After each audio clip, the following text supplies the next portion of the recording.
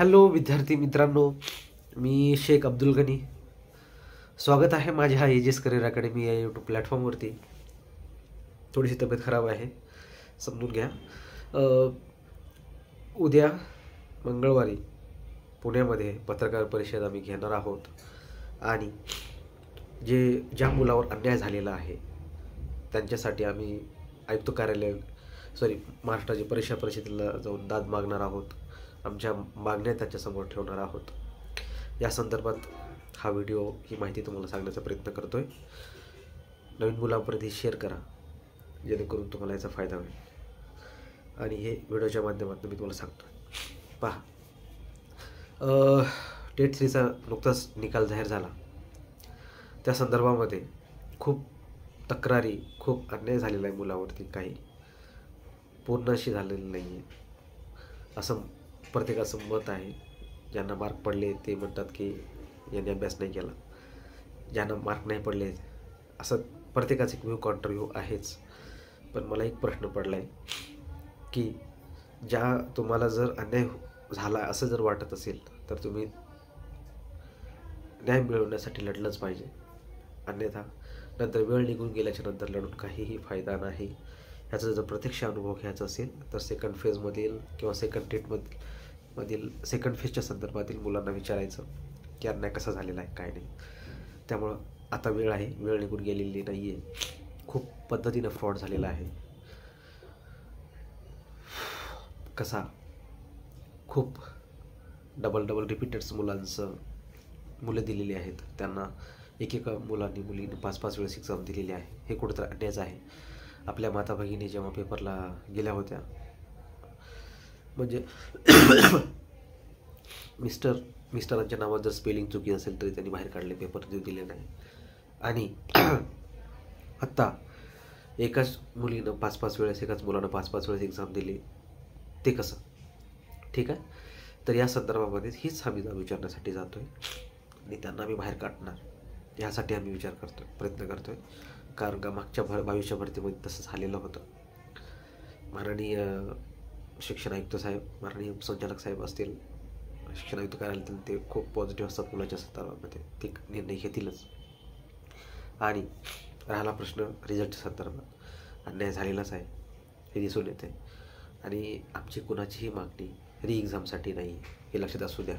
खूप मुलांमध्ये रूमर्स, चुकीच्या अफवा पसरवलेल्या आहेत.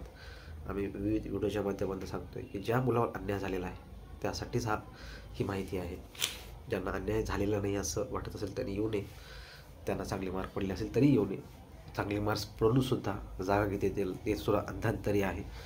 तरी आता मार्केटमध्ये कट ऑफचे व्हिडिओज येत आहेत. कुठेतरी वाटतंय कट ऑफ सांगत आहेत. त्याचं कारण तोच आहे, अजून जागेचा पत्ता नाही आहे. जेव्हा जागा आणण्यासाठी जेव्हा लढाई सुरू होईल तेव्हा ही मुलं कुठं जातात पत्ता लागत नाही. म्हणून सांगतोय सर्वांना की वेळ अजून गेलेली नाही आहे. जर अन्याय झालेला असेल असं वाटत असेल तर उद्या पुण्याला या आणि अन्यायाविरुद्ध जाऊ विचारा. हे गरजेचं आहे. अन्यथा नंतर रडत बसण्यात, ग्रुपवर चर्चा करण्यात काही अर्थ नाही. बघा, न्याय भेटो किंवा हे काही असो, प्रयत्न तर करणं गरजेचं आहे ना. शेवट पण लढलं तर पाहिजे ना. जर लढलेलं नाही आहे, लढत नाही आहे, घरी बसून सांगतो माझ्यावर अन्याय झालेला आहे, ह्याची जबाबदारी कोण घ्यायची? ठीक आहे. त्यामुळं तुम्हाला सर्वांना विनंती करतो आहे की रिपीटर्स मुलं असतील, IBS फॉर्मॅटमध्ये रिझल्ट नसेल किंवा विविध जे प्रश्न आहेत त्या संदर्भामध्ये विचारणं खूप गरजेचं आहे. 22च्या भरतीमध्ये प्रवर्गनिहाय IBSच्या फॉर्मॅटमध्ये रिझल्ट लागलेला होता. काही मुलांना 0 मार्क पण आता पडलेले आहेत. एका मुलांना 5-5 वेळेस एक्झाम दिलेली आहे. या संदर्भामध्ये विचारणं गरजेचं आहे. आणि ज्यांना वाटत असेल की मार्क्स कमी पडले त्यांना पण विचारणं गरजेचं आहे.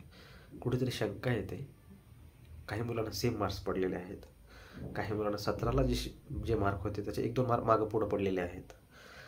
22च्या मुलांना जेवढे मार्क होते त्याचे 1-2 मार्क मागं पुढं पडलेले आहेत. कुठेतरी असं एक वाटते, पण ते व्हॅलिड वाटत नाहीत, पण आहे दिसायला लागले. कारण त्याच्यावर पण विचारलंच पाहिजे. कारण सेम मार्क कसे काय, एवढं बी कोइन्सिडेंट आयुष्यात येत नाही. प्रॉपर MSCच्या पेपर संदर्भामध्ये येतो. ठीक आहे. थोडीशी माझी तब्येत खराब असल्यामुळे मला थोडं हे होते. मी पण येतो अशी तब्येतीमध्ये, मी पण येणार आहे.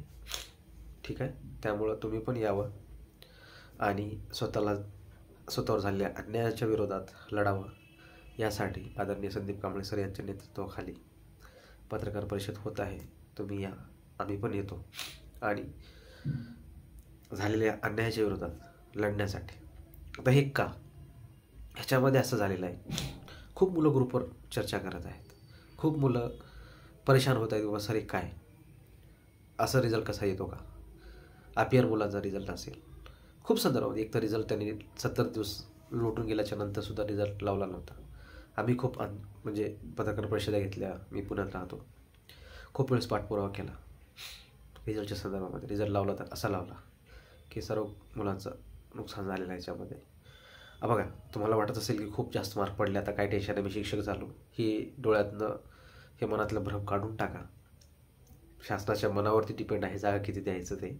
सेकंड फेजच्या मुलांना विचारा, 10% लिखित स्वरूपात देऊनसुद्धा 10% जागा दिल्या नाही झडपीच्या. त्यामुळं खूप मुलांना संस्थेमध्ये काही आर्थिक देवाणघेवाण करून पैसे द्यावं लागलं, ज्यांच्याकडे क्वालिटी असताना सुद्धा ते संस्थेवर लागलेले आहेत. त्यामुळे मी प्रॅक्टिकल बोलणारा माणूस आहे, गोड गोड बोलण्याची मला सवय नाही आहे आणि मी दुसऱ्यासारखं खोटं सांगत नाही. त्यामुळं सर्वांना एक आग्रहाची विनंती करतो आहे की तुम्ही या.